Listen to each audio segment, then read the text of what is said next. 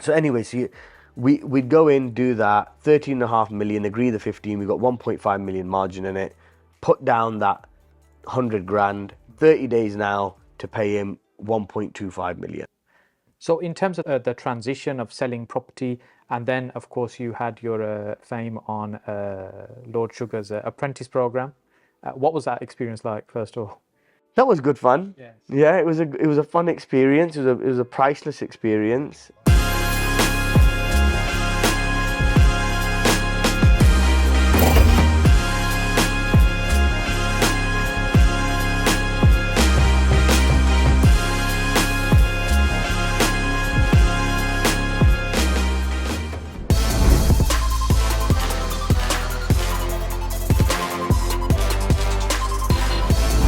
Today we're in central London. We've come to meet Zeeshaan Shah.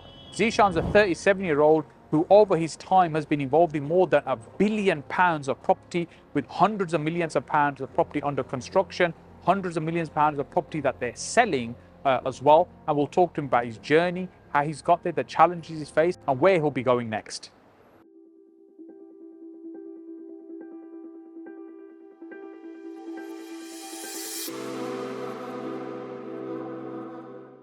Z, tell me, what does success mean for you? Success means, multiple things, right? I can give a lot of deeper meanings for success, but I think the first thing which everyone starts with is money. Yes. Why? Because money buys us freedom.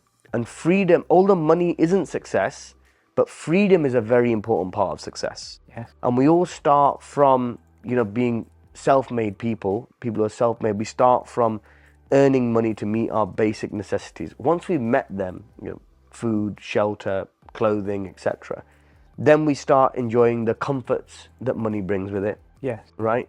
Once we've even got beyond that, then we start enjoying, after necessities and comforts, then we start enjoying the freedom money brings with it. Yeah. Right?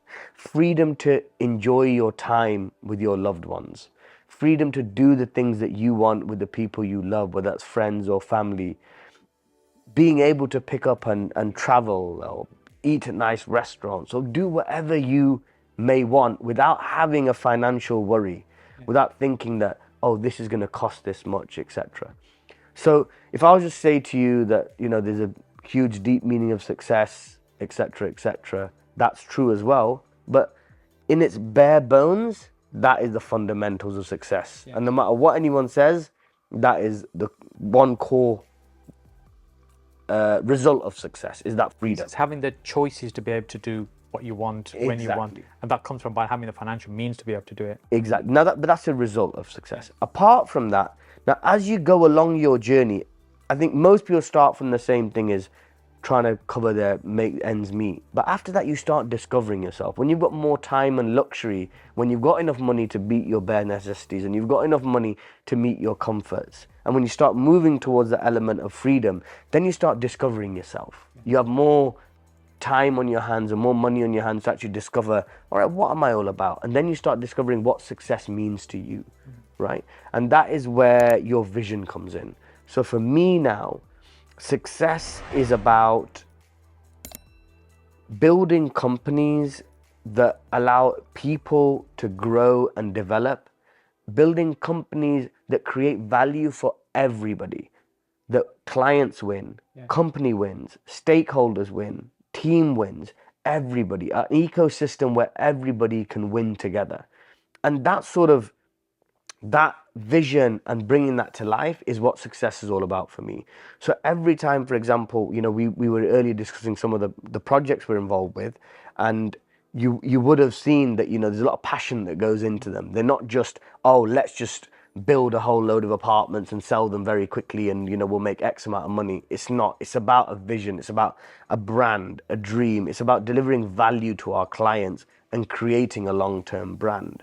So yeah, success means so many different things, but at the end, I think the most important and fundamental thing is success is utilizing the talents that you've been blessed with in life to the best of your ability. Yes. And being able to say at the end of a day, week, month, year, These are the talents that I had, and I gave my 100% to do the best from it.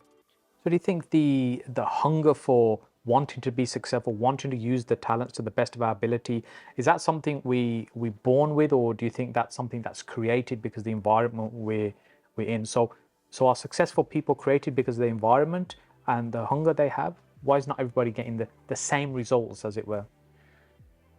So the environment plays a very critical role, in my opinion. The key determinator between people who are hyper successful and just moderately successful or unsuccessful is drive. Yes. The amount of entrepreneurs that I've read about, whether it's Steve Jobs, or whether it's, the founder of Nike, he's got a great book called Shoe Dog, which I highly recommend, by the way.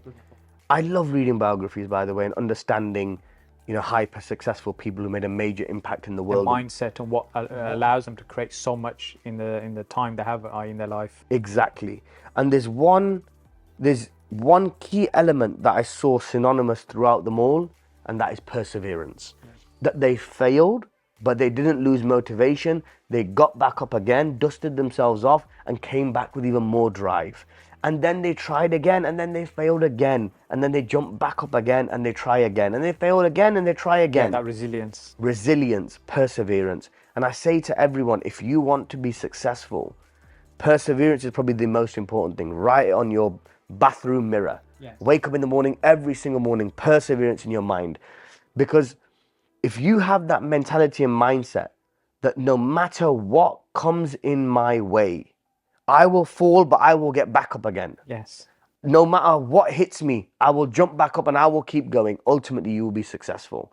So I think the key determinator between that distinguishes people to make them hyper successful is that drive and determination and the sacrifices they're willing to make. That drive and determination is one part of it, but then below that drive and determination comes sacrifice. What are you willing to give up to get there? You've got to give up things to reach that destination. So there's a whole host of things, but drive and determination is the key distinguishing factor. And that is influenced by your environment. What makes you want to do it? Was it your upbringing? Was it your parents, your grandparents, your family around you?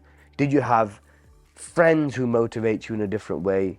And you know what? Even if you don't have those people within your family or friends, you can find that motivation yourself, but you need to find that motivation from something that makes you want to get up every single day and keep pushing forward and keep pushing at 100 miles an hour, because the rest of the world's working at, let's say, 30. And if you're ready to wake up every single day at 100, ultimately you're going to be successful. Well, even if you slept an hour later and got up an hour earlier, you're creating a 13-month year just by doing that. When someone says, I don't have the time. Yeah. So many of the people watching this will be interested in property. And property, the model really is simple. We were talking about mega projects earlier on, and you used the word, it's simple. And that it kind of stuck with me. But often it's not easy, which is why some people give up very quickly. What is it that got you interested and involved in property? I never actually chose property. Okay. People say property chose me. So whilst I was at university, there's a skill that I discovered I had, which was a good knack for talking, making friends, and ultimately sales, basically. So while that sounds like a good life skill. Yeah. And that was natural. It was a natural ability, just as a people's person. I think just an ability to understand human psychology, understand how to communicate with people. I naturally had understood that well.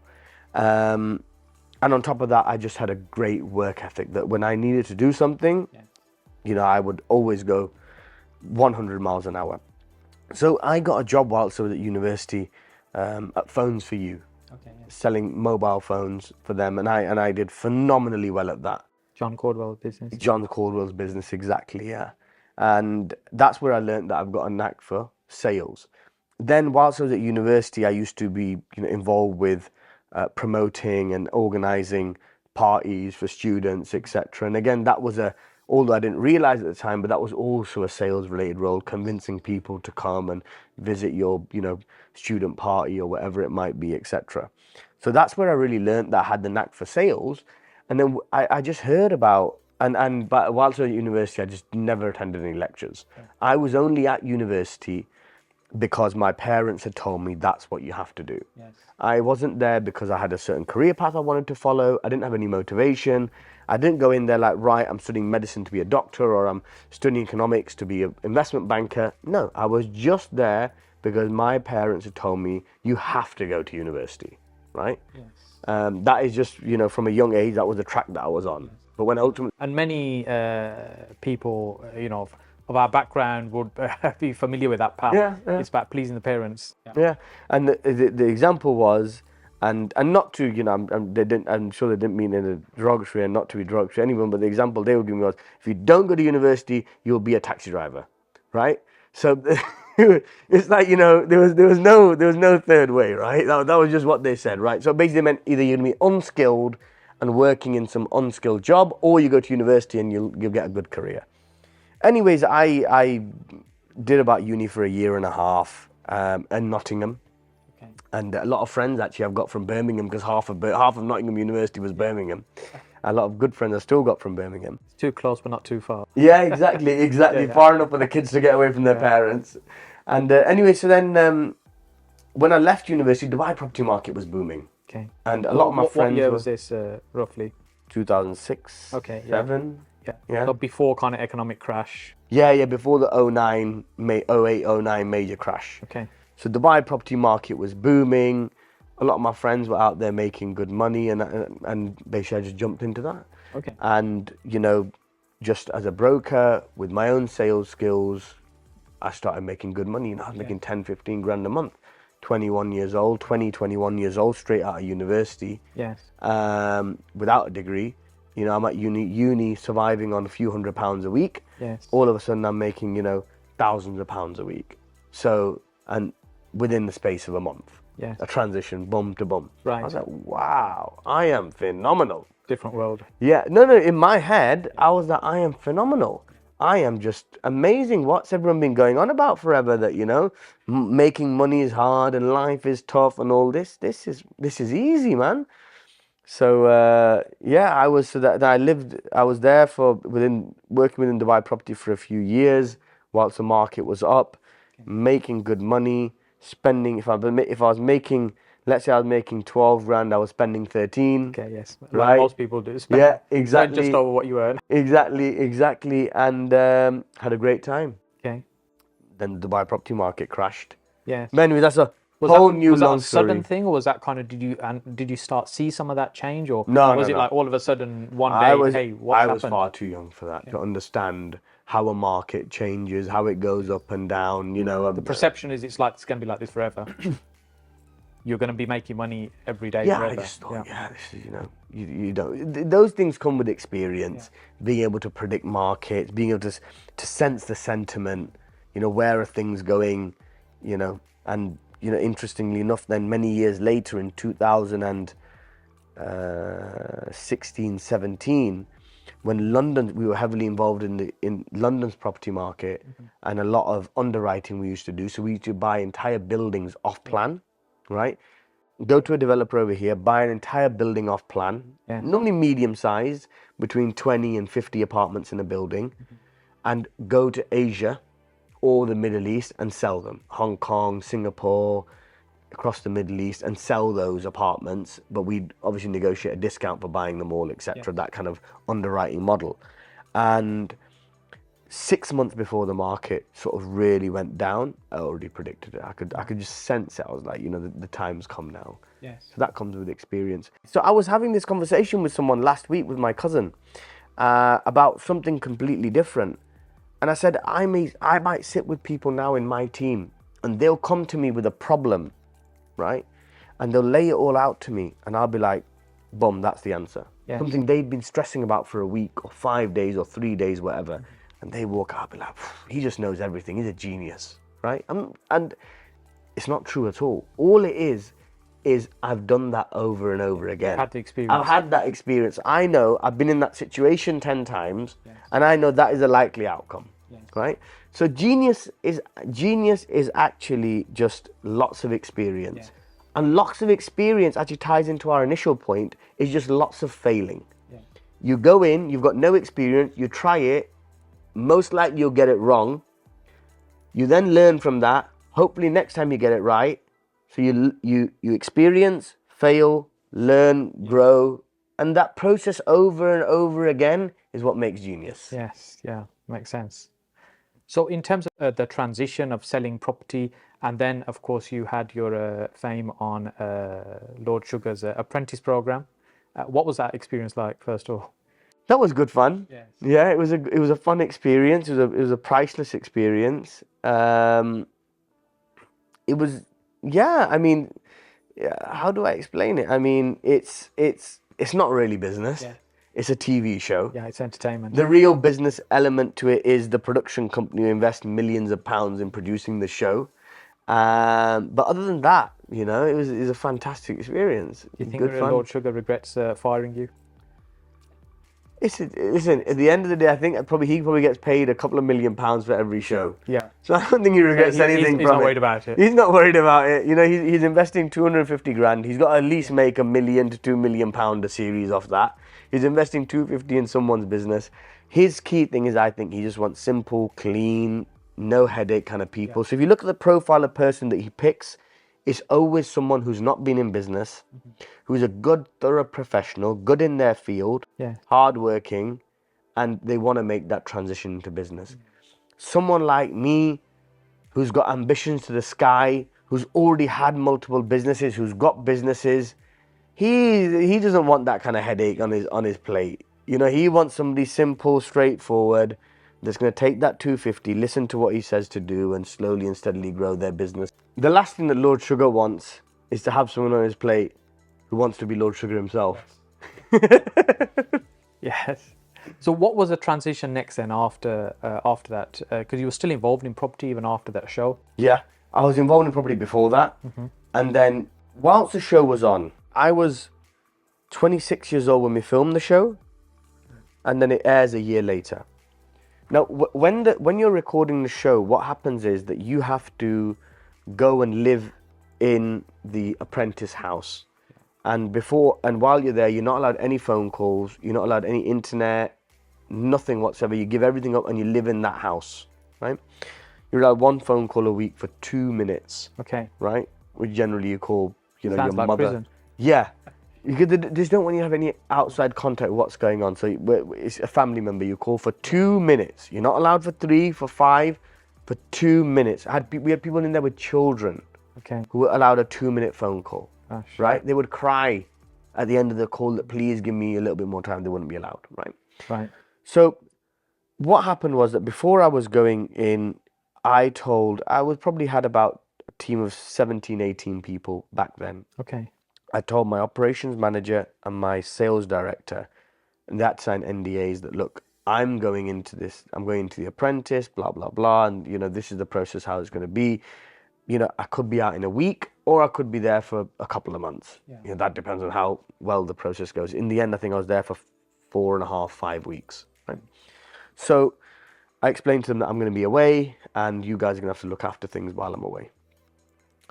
Now, what we were doing at the time was we used to be selling international property, primarily this is back from between 2010 and 13 I did this. Right. We were selling property in Europe, so Spain, Prague, all bank-owned properties that they'd recovered during the recessions, right, and reselling them on now at a discount with good financing terms, etc.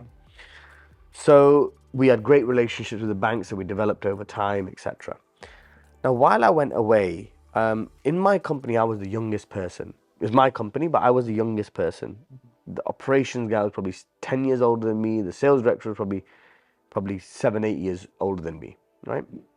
When I ultimately came back out of from the show, I walked into my office and there was 1 or 2 very, very junior people just sat in the office, and there's no one else there. So I was going to ask them, look, where's the rest of the guys and everything? And they're like, oh, we don't know. And there's a bit of a weird atmosphere, right? I'm coming back after 5-6 weeks, and it's all a bit baffling. You know, you're mentally in this crazy zone of The Apprentice, which is like a pressure cooker environment, right?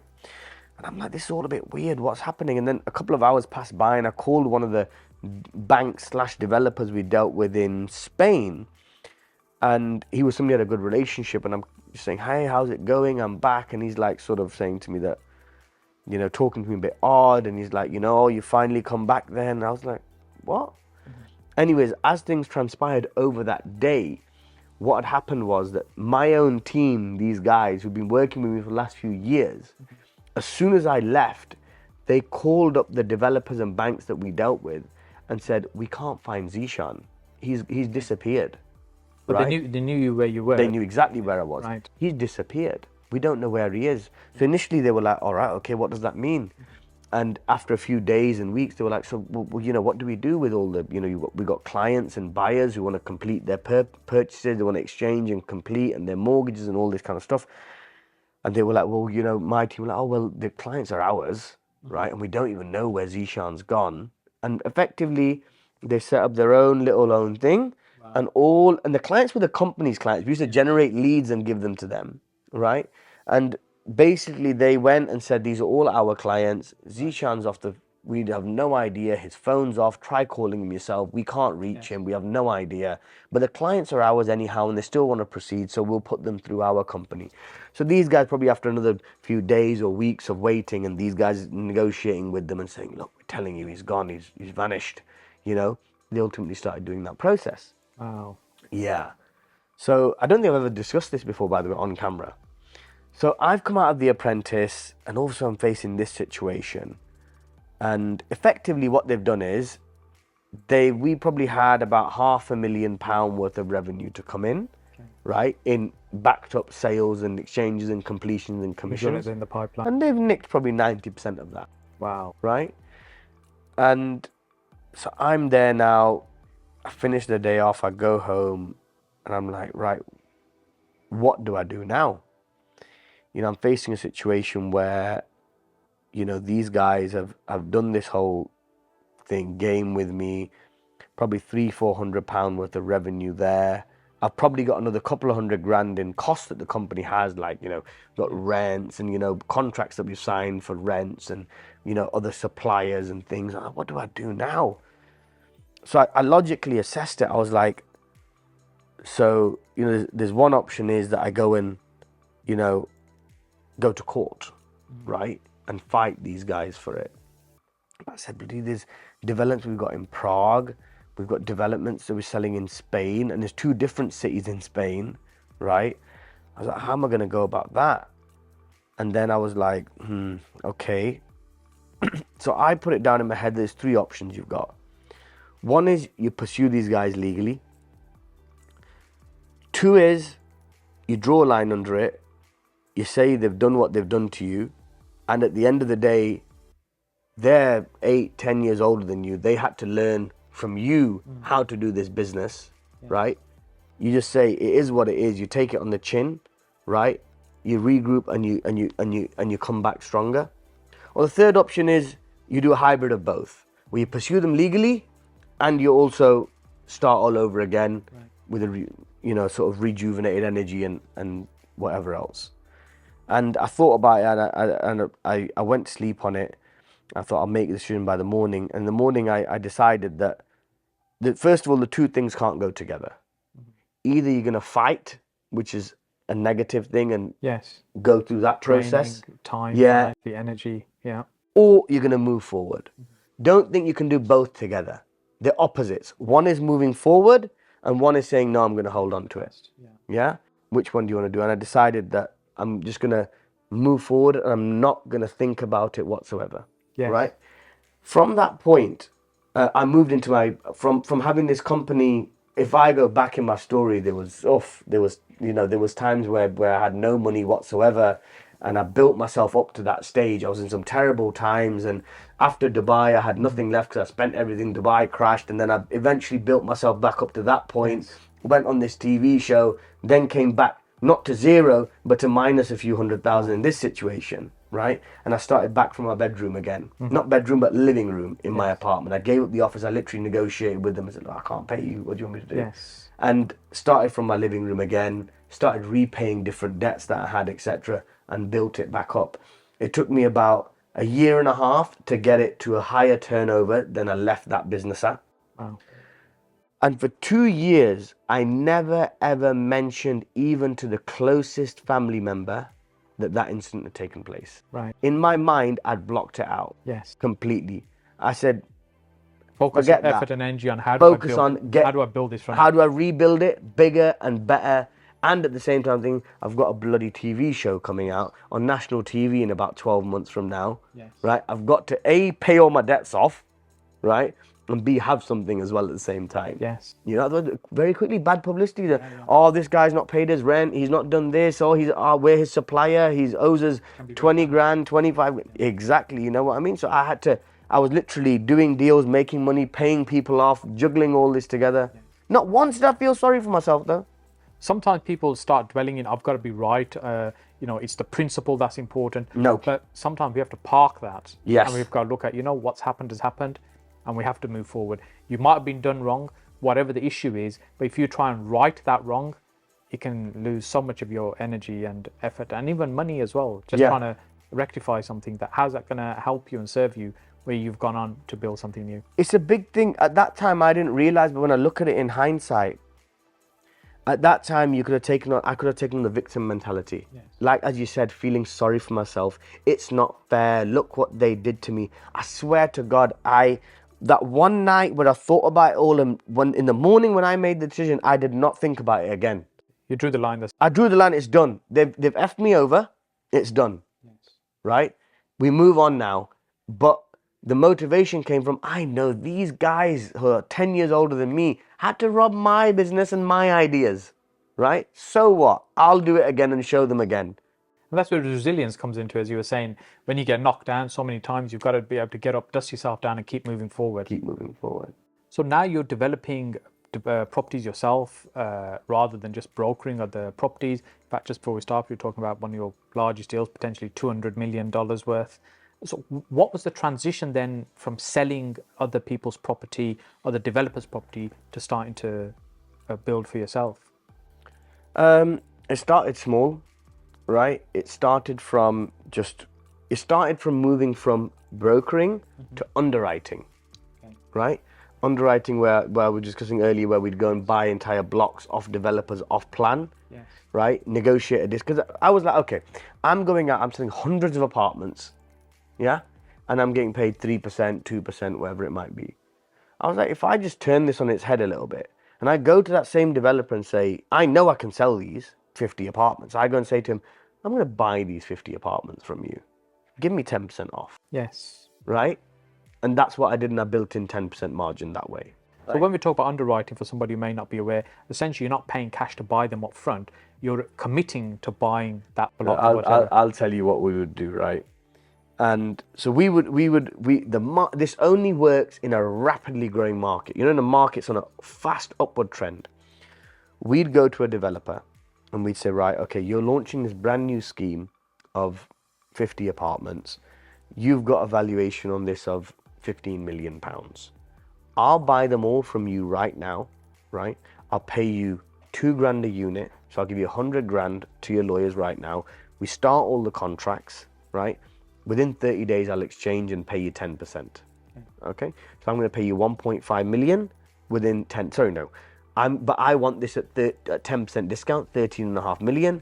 Negotiate with him. He's happy with it. You're dealing with small developers who are used to completing their developments and then selling them on one by one using a high street agent. It's a good result for them. For them, all of a sudden, this guy turns up and says, I'm going to buy the whole lot from you. He's over the moon about it, right? So anyway, we'd go in, do that, 13.5 million, agree the 15, we've got 1.5 million margin in it, put down that 100 grand, 30 days now to pay him 1.25 million. Within that 30 days, whilst we're negotiating the deal, we're already creating brochures for it. Yeah.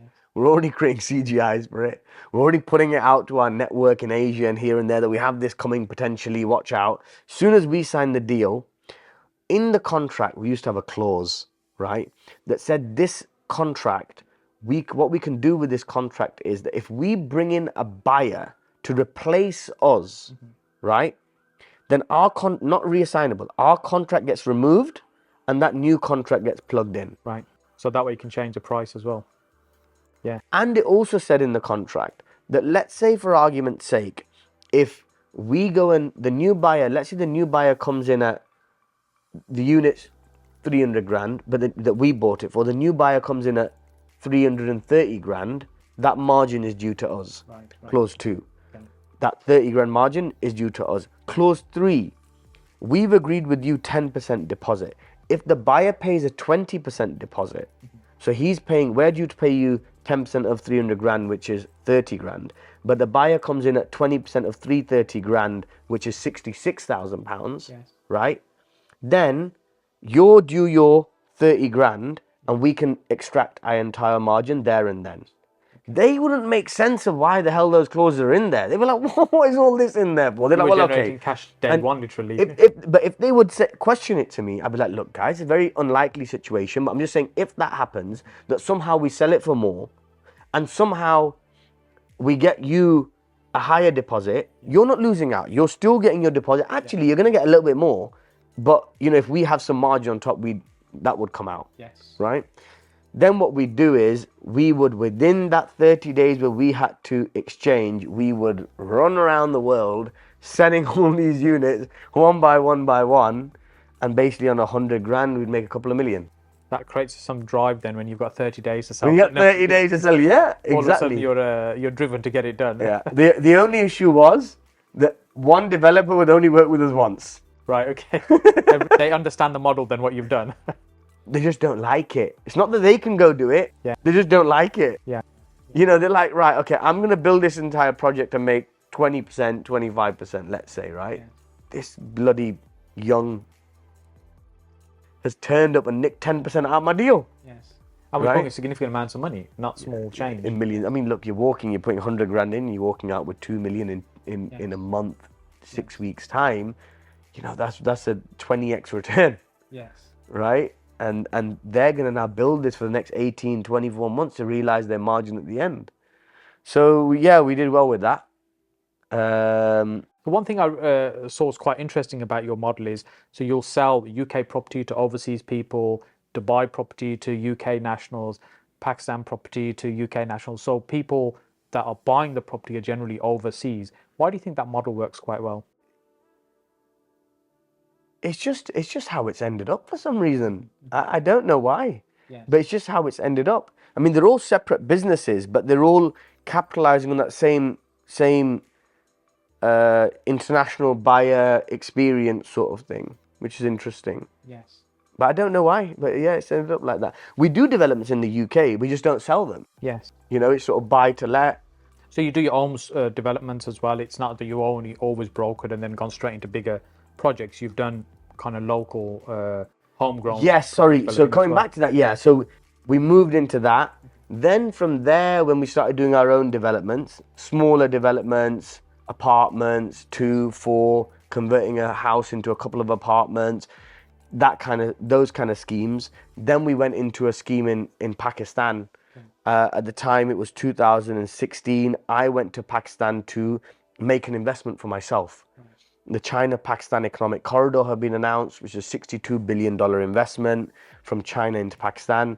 The heart of that was the Gwadar port in the south of Pakistan, that they declared a free trade zone, etc. So I went there to make an investment for myself and buy some land. And the way the developers were working over there just did not make me feel comfortable. Okay. I was like, this is, it's not safe. Then I thought that, business is problem solving, Yes. right? In its true essence, any business is solving a problem. And I thought, well, if I've got this problem where I don't feel safe and secure as an entrepreneur and risk taker, I turned up to Gwadar and I was there, walking through the sand of Gwadar. Right.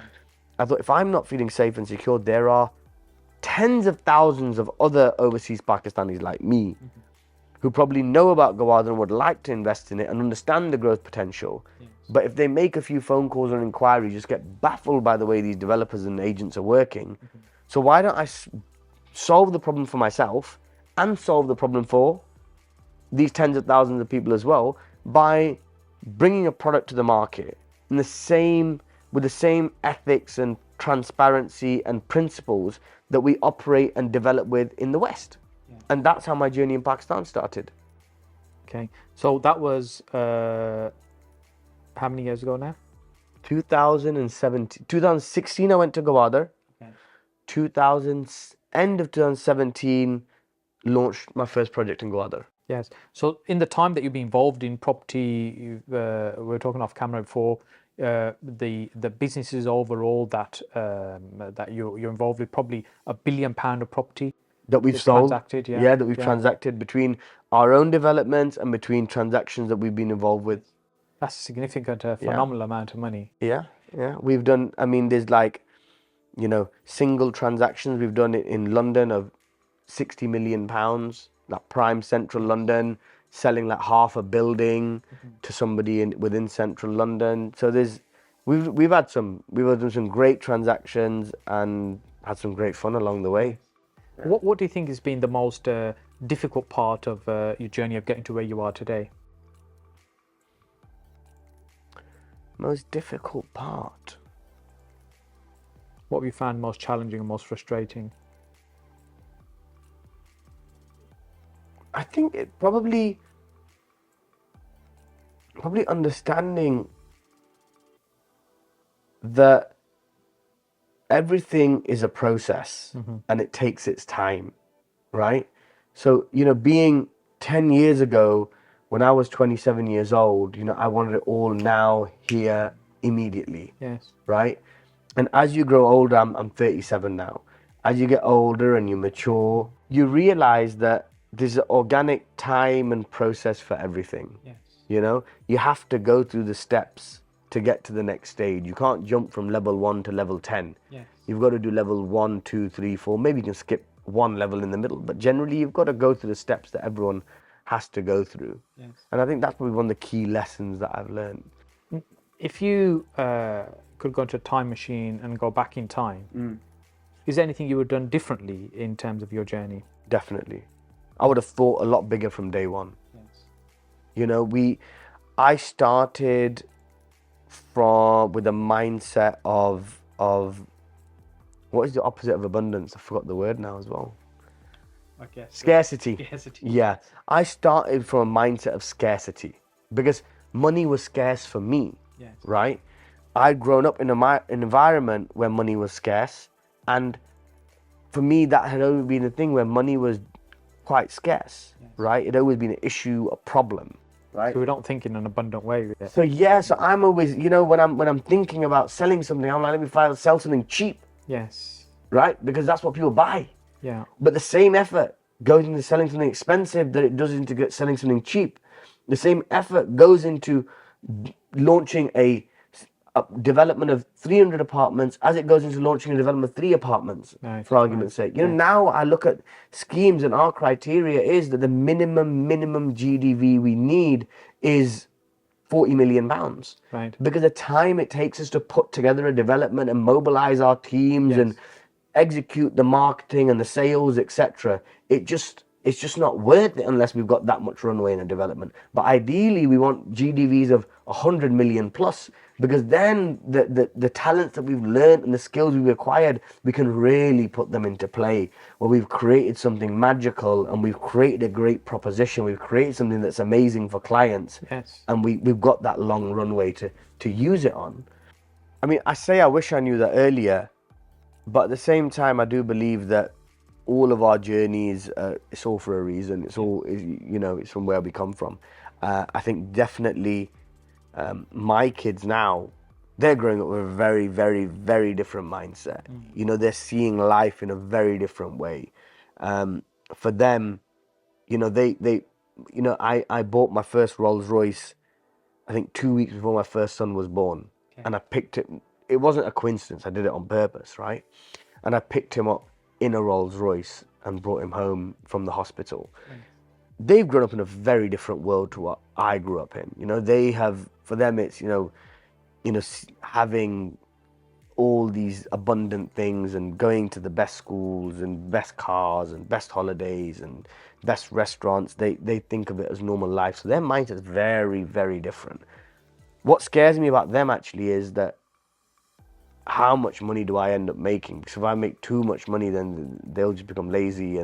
And I read this quote, which is very interesting actually, which was that if you want to steal someone's livelihood from them, de-risk their lives. De-risk their lives. Yes. Right? Make it simple and easy. Yeah. Just give them, you know what, give them buff. There's a load of money. Yes. Right? So really, you're comfortable all your life. Yeah. You don't really have to do anything. Drive and fire in the belly we were talking about, it disappears. Yeah, there's no need anymore. Yeah. So that's a different perspective to it, but let's see. So through life, you've had lots of ups and downs in the journey and in the property world and the property business as well. Where do you see things going on the next few years with kind of all the change, a talk of recession, high interest rates, new prime minister coming into power? How do you think things will map out over the next few years for property? Should I be honest with you? Yes, please do. I don't really focus on the macros too much, right? I like to keep my head down. Yes. I've seen in every single environment, there's always someone who's doing well. You've got to adapt. You've got to move on, right? I keep in touch with the top figures of what's going on, the key sentiment. But, we launched a development last week, right, in Pakistan. Yes. It was a pre-launch. So before we go to the market, we offer it privately to our friends and family and inner clients. And, we sold about $10 million in a week, right?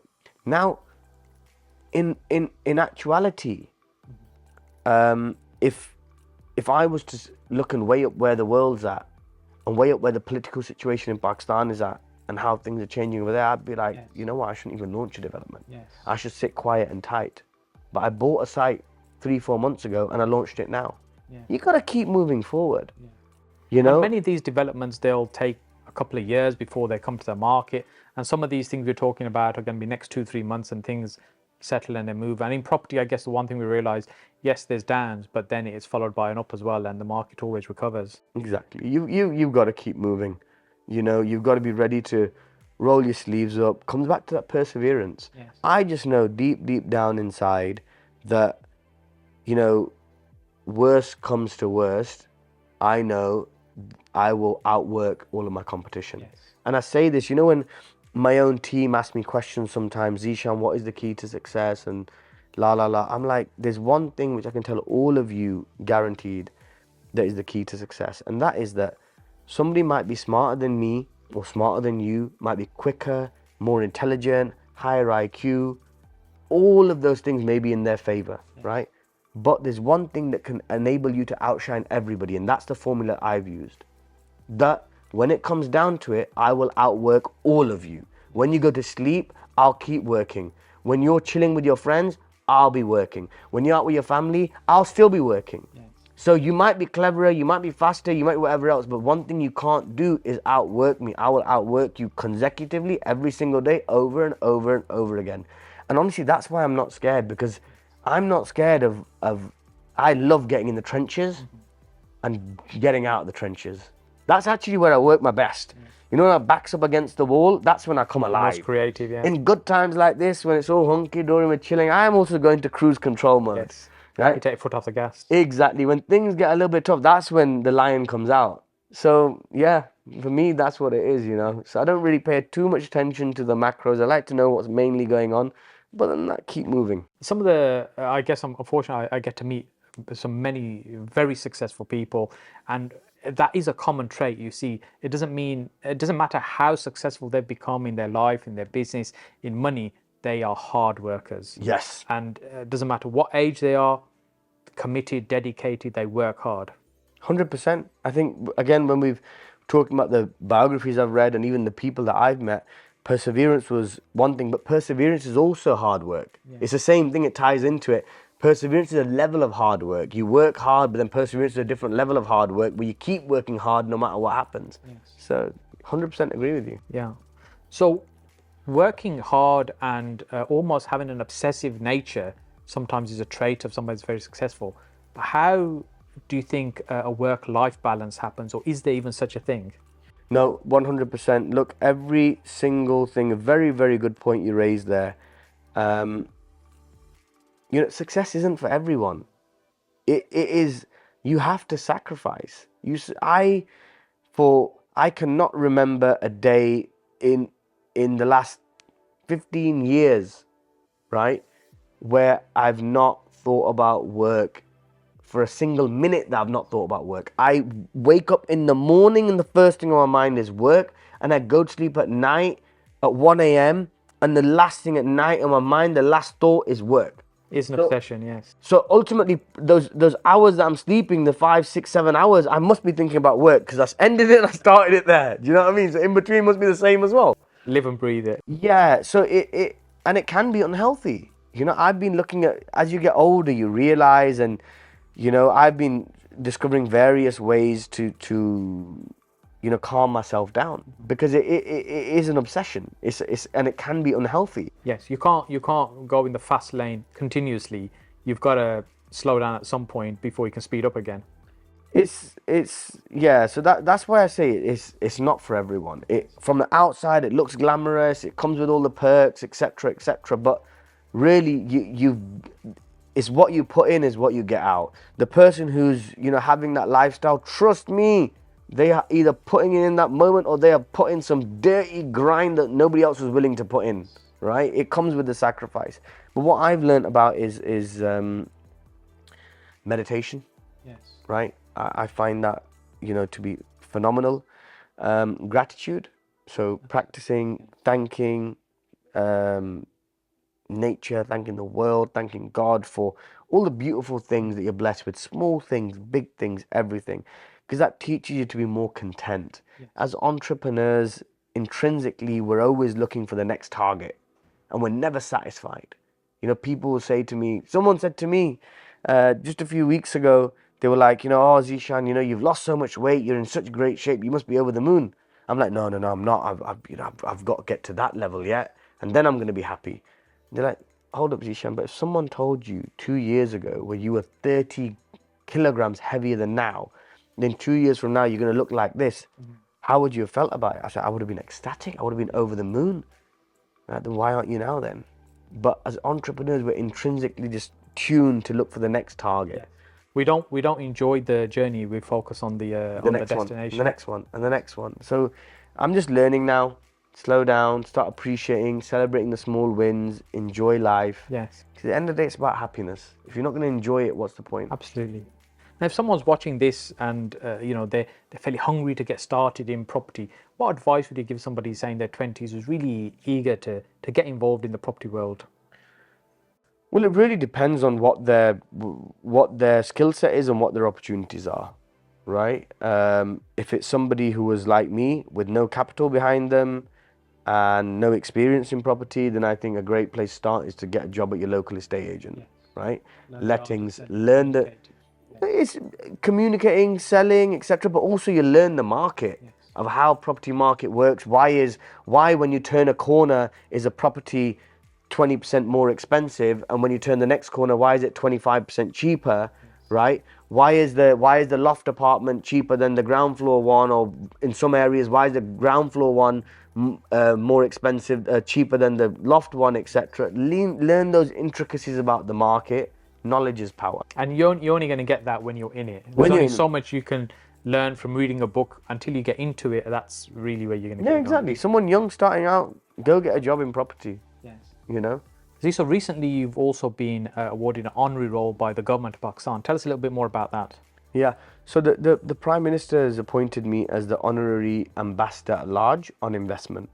So effectively, I am the point person for foreign investors looking to come into Pakistan, facilitation, advising the government and giving them suggestions on policy level about how we can promote investment into Pakistan, key reforms they need to make to enable further investment to come into the country, removing any impediments for investors who are investing in Pakistan. Yeah. So just from my own experience, basically, someone like me, British Pakistani, got a successful business in Pakistan, been developing, investing there for 5, 6 years now. Using that practical experience, my network of contacts, I've got, good friends all over the world that I've picked up along the way, along my journey, coming back to those skills of making friends, and, bringing them to Pakistan and helping people who are coming into Pakistan invest from my own experience. And, I've got access to obviously the various government departments and ministries to help people overcome problems, and have a smooth transition into the investment process in Pakistan. And do you think they've got their finger on the pulse in terms of understanding the needs of people that want to invest in Pakistan, or is that really a gap that you're trying to fulfill? Do they not really understand what's needed? No, the government's good. They're strong. They know what needs to be done. There's no doubt about that. Yes. I think I'm just another small tool in the arsenal, in a way you could say, right? A different face. But the government's got a great, very, very strong team, and I genuinely mean this from going there and meeting the whole cabinet and various people. There are some phenomenally successful, phenomenally experienced people in those in the government and the ministries and the cabinet who I meet, and I'm like, wow, you guys have implemented mega projects and done mega things and have a great understanding of business and of the economy and how to grow the economy. And sometimes, often, we're sat on the outside, we look in and we have certain perceptions, or we have perceptions about how competent people might be or how much they might understand or not. But believe me, if you've watched this interview and you've thought, all right, Zeeshan's okay, he's got a general good understanding of business, or he seems like he knows a bit, believe me, these people who are operating in Pakistan's current cabinet right now, there are some giants in there, some really, really intelligent people where, you'd think, oh, I'm a British guy, educated, I'll walk in and, I'll know it all. No. Yes.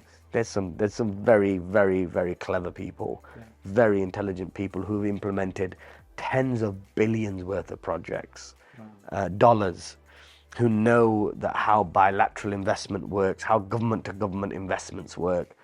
So yeah, they know what they're doing. I'm just another tool to the arsenal. I think I've got my own network, and I present a different face for the government in a way. And I'm going to try my best for the country. It's not a paid role. It's an honorary position. It's a way of giving back, supporting the country. The Prime Minister said to me that Zeeshan, that all this business and everything that you do, if there's not a country, if there's not the economy, if there's none of that, then your business doesn't exist. Yes. Right? So you need to think about the country and give back to the country. This is what his final words to me, because I was quite hesitant on taking on a government position, and that's why I took the honorary role, and that's what his end line was to me, that this is why you've got to do it. You've got to do it for the country. We were talking off camera before we started about some of the things that are going on in Pakistan in terms of property, the investment, the values of property, the growth that's happened there.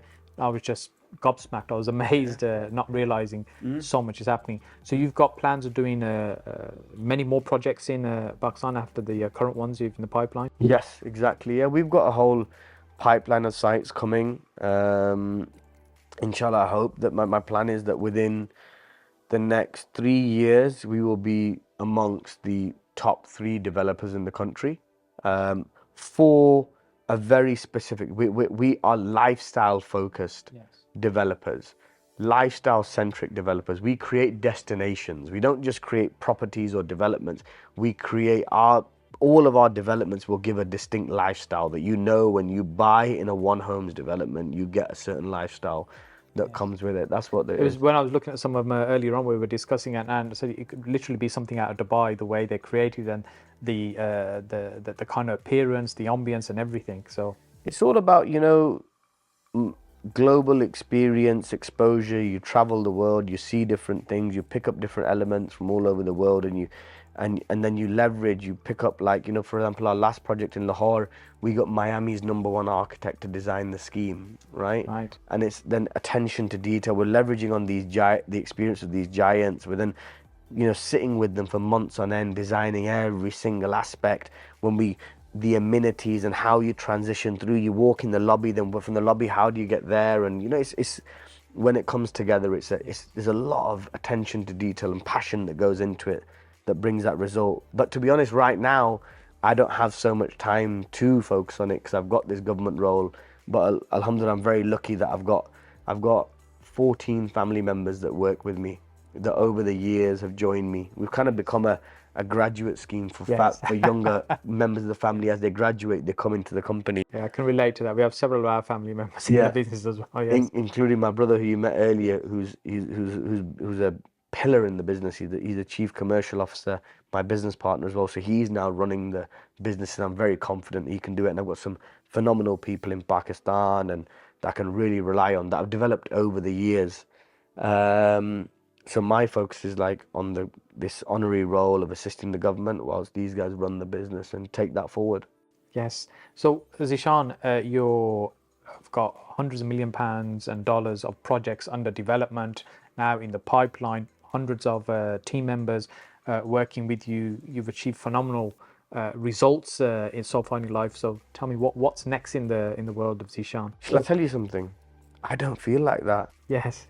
I don't feel like that. I feel like, yeah, I'm not there yet. It's yet to come. Yes. I don't know. And hopefully there'll be much more to come. But I genuinely, I don't feel it. Like sometimes I do. Very rarely do I think, yeah, man, you've done good. But I don't really. I just think, no, not yet. We've got a lot more to do yet. Yes, many entrepreneurs, I think, don't take time to kind of enjoy the process. No, I enjoy it, but I still don't feel like I need to give myself a pat on the back yet. Yes. Well, Zee, it's been a pleasure spending time with you. Thank you so much. Likewise, really appreciate it. Thank you. Thank you very much. It was good. Thank you.